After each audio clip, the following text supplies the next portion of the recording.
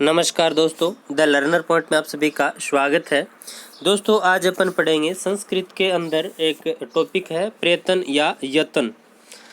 तो दोस्तों, ये जो टॉपिक है इसमें हम कंफ्यूज बहुत होते हैं कि कौन सा स्पृष्ट है, कौन सा इस्त स्पृष्ट है, कौन सा इस्द विवर्त है, कौन सा विवर्त है, कौन सा विवार है, कौन सा अघोष है।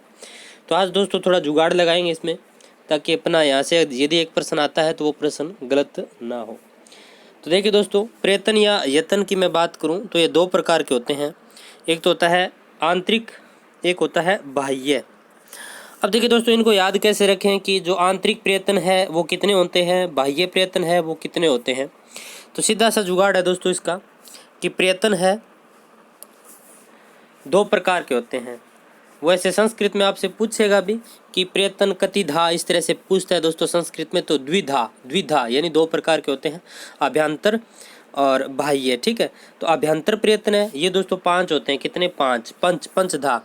और दोस्तों अभ्यंतर प्रयत्न है, आंतरिक है, ये 5 होते हैं। बाह्य है ये 11 होते हैं, एकादश होते हैं। अब इनको याद कैसे रखेंगे कि आंतरिक 5 है, बाह्य 11 है। तो देखिए दोस्तों, सिंपल सी ट्रिक है कि जो घर वाले होते हैं वो कम होते हैं, घर के सदस्य कम होते हैं, यानी 4 या 5, तो यानी 5। और पूछ ले कि बाहर वाले कितने होते हैं, तो सीधी सी बात है बाहर वाले सदस्य क्या होते हैं, ज़्यादा होते हैं, तो एकादश यानी 11। अब देखिए अभ्यंतर प्रयत्न कौन कौन से हैं दोस्तों। तो देखिए स्पृष्ट है, इष्ट स्पृष्ट है, इष्ट विवृत है, विवर्त है, सवृत है। ये तो है दोस्तों अभ्यंतर प्रयत्न। और देखिए दोस्तों बाह्य प्रयत्न कौन कौन से हैं। तो देख लीजिए विवार, श्वास, अघोष, सवार, नाद, घोष, अल्पप्राण, महाप्राण। तो ये है दोस्तों 11, वो है 5। अब इनको याद कैसे रखेंगे, तो अब आपको थोड़ा सा ध्यान से देखना है वीडियो को। आप जिंदगी में कभी भी अभ्यंतर प्रयत्न और बाह्य प्रयत्न है ये भूलोगे नहीं। एक प्रश्न है वो आपका गलत नहीं होने दूंगा। अब देखिए दोस्तों, स्पृष्ट में क्या होता है कि कहीं न कहीं जीभ है हमारी वो स्पर्श करती है, और स्पर्श वर्ण है उच्चारण स्थान में अपन ने पढ़ा है कि कादयो मावसाना स्पर्शा, कादयो मावसाना स्पर्शा, यानी आदि या प्रारंभ किससे हो, कैसे हो, आदि या प्रारंभ कैसे हो और अंत में से हो, वो कौन से होते हैं, स्पृष्ट वर्ण होते हैं। कौन से? स्पृष्ट वर्ण। अब कैसे लेकर के मैं तक दोस्तों टोटल कितने हो गए, 25 हो गए। कै वर्ग, च वर्ग, ठीक है, इस तरह से टोटल कितने हो जाएंगे, 25। तो ये तो आपके याद रह जाएगा कि स्पृष्ट कितने हैं, तो 25 है। अब स्पृष्ट में आपसे पूछ ले कि कौन सा वर्ण स्पृष्ट में है, कौन सा स्पृष्ट में नहीं है, तो आप बता सकते हो दोस्तों कैसे लेकर के मैं तक। जो 25 वर्ण है वो किस में आते हैं, स्पृष्ट में आते हैं। किस में आते हैं, स्पृष्ट में आते हैं। फिर देखो इस्त विव्रत कौन सा, इस्त स्पृष्ट, इस्त स्पृष्ट। अब देखिए दोस्तों यहाँ पर आपको एक चीज पकड़नी है, वो चीज है तय। क्या पकड़ना है, तय। ईश तय पकड़ लिया ना आपने। इधर अंतस्थ अपने आप बोल रहे हैं अंतस्थ। इधर आपने तय पकड़ लिया, इधर तय पकड़ लिया, तो अंतस्थ। तो आपके याद रह जाएगा अंतस्थ कौन से होते हैं, यण वर्ण होते हैं। और यण वर्णों का क्रम अपन को याद रखना है, यह व रेले होता है संस्कृत में। हिंदी में कुछ और होता है, लेकिन संस्कृत में ये व रेले होता है। अब आपसे पूछ ले कि कौन सा अंतस्थ है कौन सा नहीं है, तो आपके दिमाग में तय पकड़ना है आपको, अंतस्थ। ठीक है, अंतस्थ, इस्त स्पृष्ट में, अंतस्थ में, तो ये आपके याद रह जाएगा ये व रेले। अब यहाँ पर वो आपसे पूछ ले कि इस्त स्पृष्ट कौन से, तो आपको तय पकड़ना है। उधर आपको अंतस्थ में तय पकड़ना है, अंतस्थ अपने आप ही बोल रहा है, तो ये वह रेल है। ये क्या है, अंतस्थ है, इस्त स्पृष्ट है। ठीक है, यानी अंतस्थ वर्ण आएंगे इस्त स्पृष्ट में। अब वैसे पूछेगा आपसे, ऐसे भी पूछ सकता है संख्या कि स्पृष्ट में कितने वर्ण आते हैं, तो 25 आते हैं। इस्त स्पृष्ट में कितने आते हैं, तो 4 आते हैं। ये वह रेल। फिर देखिए इस द्विवर्त कौन सा, इस द्विवर्त। इस विवर्त की यदि बात करूं दोस्तों, तो इस द में, इस द, यहाँ पर द आ रहा दोस्तों, इस द विवर्त। तो द पकड़ना है आपको, द से दावानल दोस्तों, द से दावानल। दावानल का मतलब होता है दोस्तों अग्नि। क्या होता है, अग्नि। अब देखिए दोस्तों, आग उगलने वाले जो वर्ण होते हैं ना, वो इस विवर्त में आएंगे। कौन से, आग उगलने वाले।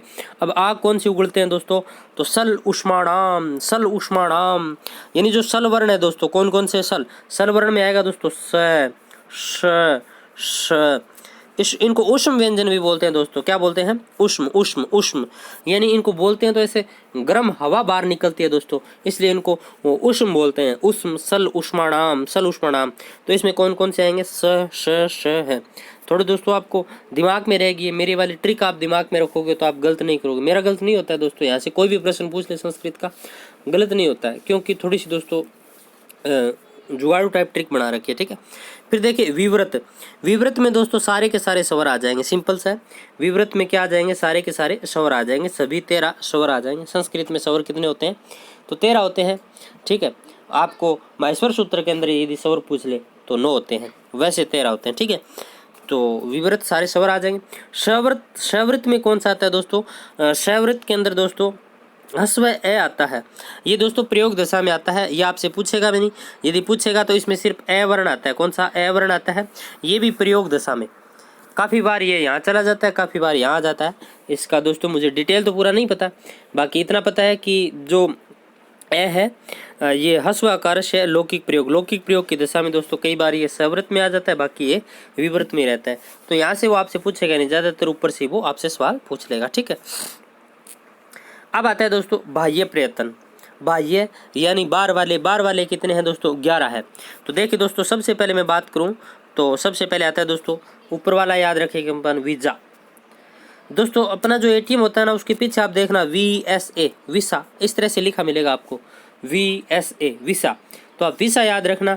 वी से विवार, एस से समास, ए से अघोष। मैं नीचे वाले याद नहीं करवाऊंगा, आपको सिर्फ ऊपर वाले याद कराऊंगा, नीचे वाले अपने याद हो जाएंगे, अपने आप याद हो जाएंगे। अब देखिए दोस्तों विसा, विसा विसा, VSA विवार, समास, अघोष। इसमें दोस्तों खर वर्ण आते हैं। अब दोस्तों खर वर्ण तो आपको खर सूत्र याद नहीं होगा, यदि आपको जो माहेश्वर सूत्र है वो यदि आप याद है तो आपके याद आ जाएगा। जैसे अई उण रील रिक एयोंग एयोच है वरट लण यम गण नम जब घड़ दश जब गढ़ दश खप चट खप छठ थ चट तव कपय सर हल। दोस्तों मेरा उच्चारण शुद्ध नहीं है संस्कृत के अंदर, क्योंकि मेरे सब्जेक्ट नहीं है दोस्तों संस्कृत। कई वीडियो में बोला भी गया है कि पहले बोलना तो सीख। तो सीधी सी बात है, संस्कृत के अंदर इतनी पकड़ नहीं है, इतनी महारत ही नहीं है, लेकिन हाँ पहचान लेते हैं संस्कृत के अंदर कि इसका उत्तर ये होगा, बस उतना ही आता है। तो उसके हिसाब से मैं आपको बता रहा हूँ। तो माहेश्वर सूत्र मैंने जैसे आपको बताया, उसके अंदर दोस्तों खर वर्ण आते हैं, जैसे मैंने याद कर रखा है दोस्तों माहेश्वर सूत्र।